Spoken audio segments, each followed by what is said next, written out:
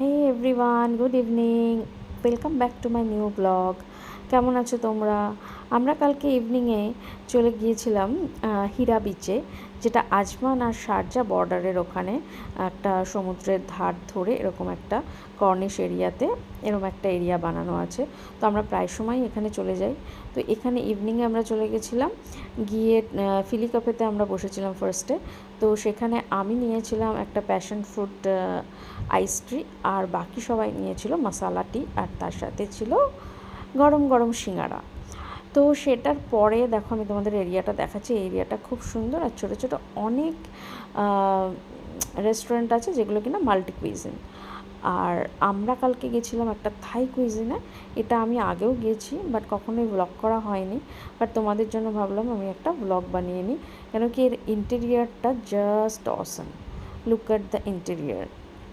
আমার এখানে আসতে ভীষণ ভালো লাগে। এখানে দেখো কি সুন্দর একদম থাই স্টাইলে ওদের ইন্টেরিয়ারটা করা আছে। ওখানকার অথেন্টিক যত খাবার হয় সেগুলো এখানে পাওয়া যায়। তো আমরা চলে এসেছি ভেতরটাতে। আমি তোমাদের জন্য এখানে ভিডিও করছিলাম, বাট সেভাবে ভিডিও আমি করতে পারছিলাম না, কেন কি এখানে প্রচুর লোকাল লোকজন ডিনার করতে আসে, যারা কিনা পছন্দ করে না যে তাদের কেউ কোনোভাবে স্ট্রেঞ্জাররা কোনোভাবে তাদেরকে ক্যাপচার করুক।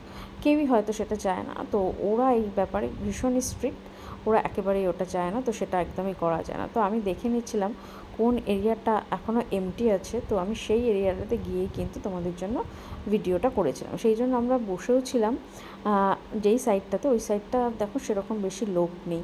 তাই জন্যই আমি বসেছিলাম, যাতে আমি জাস্ট বেরিয়ে ঘুরে ঘুরে তোমাদের জন্য ভিডিওটা বানিয়ে নিতে পারি।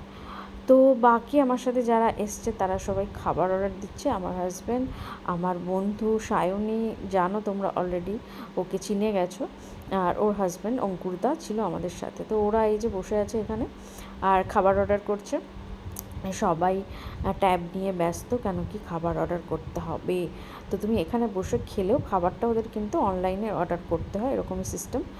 তো তারপরেও আমাদের কিছু কোয়ারি ছিল, কেন কি ওদের কিছু ওদের ল্যাঙ্গুয়েজে লেখা ছিল কিছু খাবার, যেটা কিনা আমরা আইডিয়া করতে পারছিলাম না যে কেমন হতে পারে, কি হতে পারে, যেগুলোর সাথে পিকচার অ্যাটাচ করা ছিল না। তাই জন্য আমরা ডেকে ওদের কাছ থেকে এক্সপ্লানেশান নিচ্ছিলাম। তো ফার্স্টে আমরা স্টার্টারে অর্ডার করেছিলাম, খাবারটা আসুক তারপরে আমরা বলি নাকি এই তো চলে এসছে খাবার।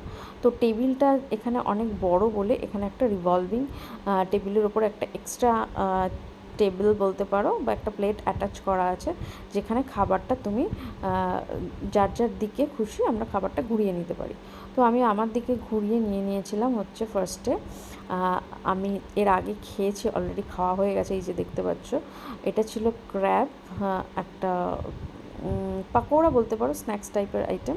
নামটা ছিল খুবই ডিফিকাল্ট, থাই কোনো একটা নাম ছিল, আমার নামটা এই মুহূর্তে মনে পড়ছে না। তো আমি দেখো এখানে চপস্টিক দিয়ে এটা খাওয়ার একটু চেষ্টা করছিলাম। এটা খুবই টেস্টি ছিল, খুব সফট, ভিতরটা ভীষণ জুসি ছিল। আর তার সাথে আমরা অর্ডার করেছিলাম একটা শ্রিম্প চারকোল ডাম্পলিংস, যেটা এর পরে তোমরা দেখতে পাবে। একবার অলরেডি দেখানো হয়ে গেছে, এই যে দেখো এসে গেছে। এটা এটা হচ্ছে প্রনস তোমার বা শ্রিম্প চারকোল ডাম্পলিংস ছিল। তো এটাও আমি চপস্টিক দিয়ে খাওয়ার চেষ্টা করছিলাম, একটুখানি পড়েও গেল। তো এইটাও খেতে ভীষণ ভালো ছিল, বাট একটু গরম ছিল। তো আমি এর জন্য আস্তে আস্তে খাচ্ছিলাম, কেন কি মুখে দেওয়ার পরে বুঝতে পারলাম যে ভেতরটা কিন্তু বেশ গরম ছিল, তখনও আমার মুখে একটু লাগছিলই। তারপরে মেন কোর্সে ছিল আমাদের এখানে থাই কারি ছিল, যেটা দেখো আমার একটা উনুনের মতো তার ওপরে বসানো ছিল। আর এটা ছিল জেসমিন স্টিকি রাইস, ওরা একটু স্টিকি রাইস পছন্দ করে, আর সব কিছুই কিন্তু খুব একটা স্পাইসি হয় না, তাও আমরা বলেছিলাম একটু স্পাইসি করে দিতে। আর এটা ছিল আমাদের ডেজার্ট, যেটা কিনা ছিল mango sticky rice with ice cream. অনেকটা কীরকম খেতে ছিল বলো তো, এটা অনেকটা লাইক দুধ ভাত আর আম দিয়ে খেলে যেরকম লাগে ঠিক সেরকম লাগছিলো খেতে।